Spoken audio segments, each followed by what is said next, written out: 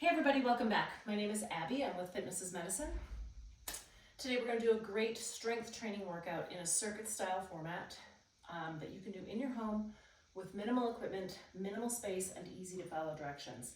What you're going to need for equipment today is one band or tube set up about chest or hip height, another TheraBand that's free, you can always use the same one for both if you need to, and a set of kind of moderate weight dumbbells. And I think that's it.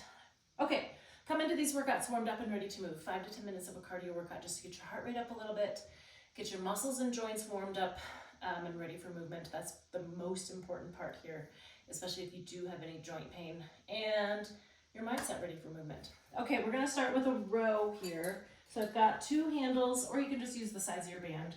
I wanna do alternating rows. So start with your feet about hip or shoulder width apart, knees and hips bent, shoulders down and back. We're gonna alternate.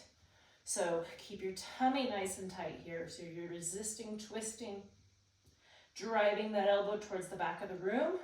And as you drive your elbow back, think about squeezing that side shoulder blade towards your spine. Make sure you're breathing, keeping that shoulder down. It can be easy to kind of lift up your shoulder as you pull back, really squeeze back, not up. Keep your neck happy.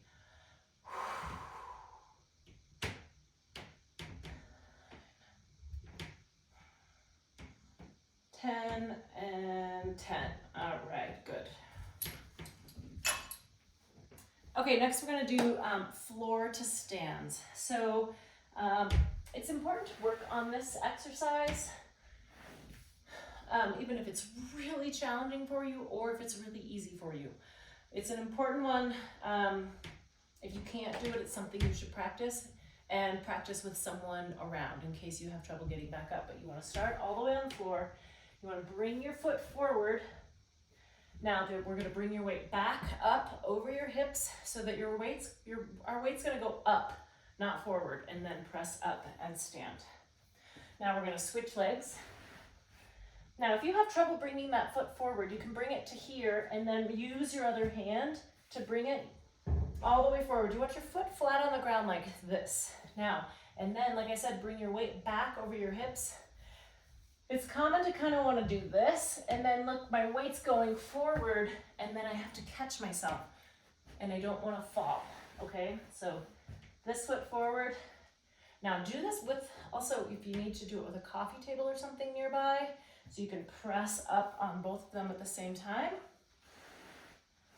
Or conversely, like here, I could use this to help me stand up if I need it. But really challenge yourself. Especially if you can do it, it's just hard to stand up without hanging onto something, if you can. But use this form. You want to have this 90-degree angle and have good solid strength to stand straight up. Now, this is an important one for obvious reasons, but like I said, even if it's easy for you, it's a great full body workout. So it's a good full body exercise that you can do without a lot of thought, if it's easy for you. If it's hard for you, you're gonna know that it's a good full body workout, full body exercise, because it can be challenging. Okay, now pick up your weights. I would say light to moderate. We're gonna do biceps curls. Let's do a tandem stance. And what we're gonna do halfway up, down, all the way up, down, halfway up. Make sure your elbows go all the way straight at the bottom. This is 3. Let's do this until 8 instead of 10 today. Because it's a double, you're doubling up. You can even stop at 5 if you need to. This is 5. Or grab a lighter weight, because this is a little more challenging than just plain bicep curls. Let's do one more. Halfway up, all the way down, all the way up, and all the way down. Okay, good. I'm gonna get these out of my way here. Okay, next we're gonna do some side kicks. So do this near something if you need to. Like I could put my hand, that's not stable, but if it were stable, I could use the wall. So You can either use your kitchen counter, you can use something like this if you need to. All right, so we're gonna stand on one leg, kick out to the side. 2, we'll do all 10 on one side. 4, 5, 6, 8, 9, and 10. All right, switch sides. Now, like I said, now you can either turn around from where you're at, or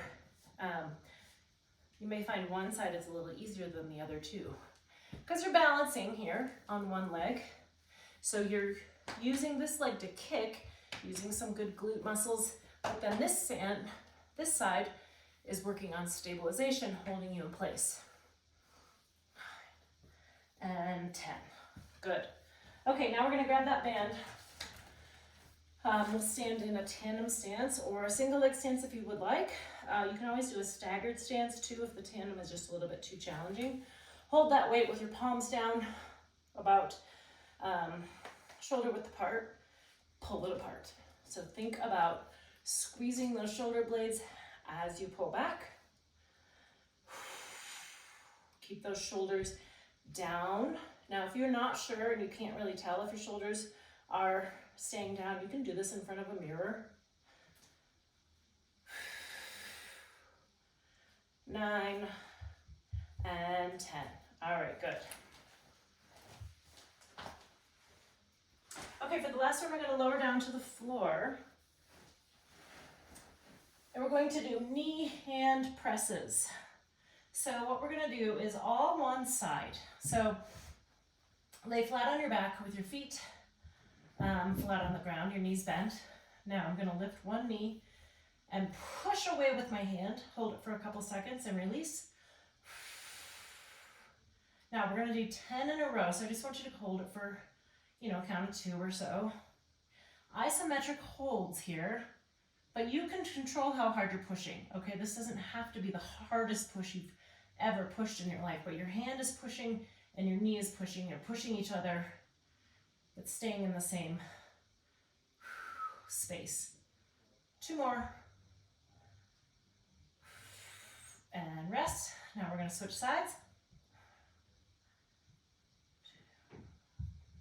Now, you will be getting hip flexor a little bit here, but this is a core exercise, kind of a lower level core exercise if you're building, but then you can also make it harder. Like you can really push hard or just a little bit. But this is really good if you do have back pain. It's a really safe space for your back, and rest. And it keeps it flat as you're doing the exercise. Okay, go through these 1 or 2 more times, add a little cardio in between, get that heart rate up, increase your calorie burn, and then after it's all finished, do a good cool down and stretch. If you have any questions or need any modifications, please feel free to either leave a message in the comments or reach out to me privately. Otherwise, have a great workout and we'll see you next time. Thanks everybody.